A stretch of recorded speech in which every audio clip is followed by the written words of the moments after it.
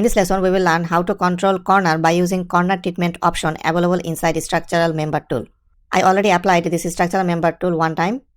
Inside this feature manager design tree, we can see it. Select it, go inside it. There is just only one group. Inside this group, there are two lines are showing here. These two lines are connected at this point, and this is one corner of this full weldment structure. I can control this corner. At this moment, this is showing this result because this apply corner treatment is checked just under this path segments. Let's unselect this and press OK. And here you can see these two members are overlapping with each other, which really I don't want. So go inside this feature again. Activate this apply corner treatment option. Now this is the result. But from manufacturing view, this cut will be more expensive. In that case, there are two more options are showing, N-but-1 and N-but-2. Select N-but-1. Now this member will extend up to end, but this member will extend up to this member, not at the end. This is the result. Let's say I want to extend this member up to end, not this member. In that case, I have to select N-but-2 option. And this is the result. For this N-but-1 and 2, there are two more new options are showing. One is called simple cut, another is coped cut. Simple cut is selected. It means short member end will be straight. Let's check it from front. You can see this is completely straight. But if I go with coped cut option and press OK, now it will take outer shape from this body, which is costly manufacturing.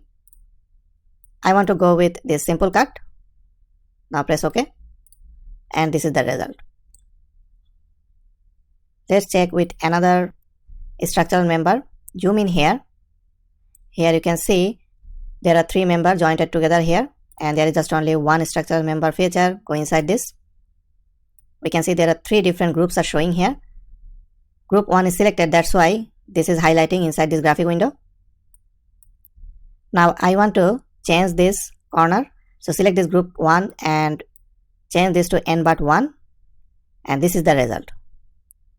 Now if I want any gap between these two members inside this group, I have to put some gap here, which is 0. Change this to 5 and enter, and it will create gap. Let's check it from front. You can see there is a gap here. Press OK. But if I want to gap between these two members, there is another option is available. Right click on this structural member, select edit feature, and here you can see this is that gap to which I cannot modify this gap between group segments. But if I hover over on this box, it is showing me gap between connected segments in same group. So this is for same group and this is for different group, which I did for this same group because these two lines are connected inside same group. That's why this 5mm gap is showing. But if I want some gap between these segments, in that case I have to work with this, but I cannot do it. I can do it from different group, which is group 3. This is highlighted. Inside this group 3, you can see all are parallel. But here I can define this gap.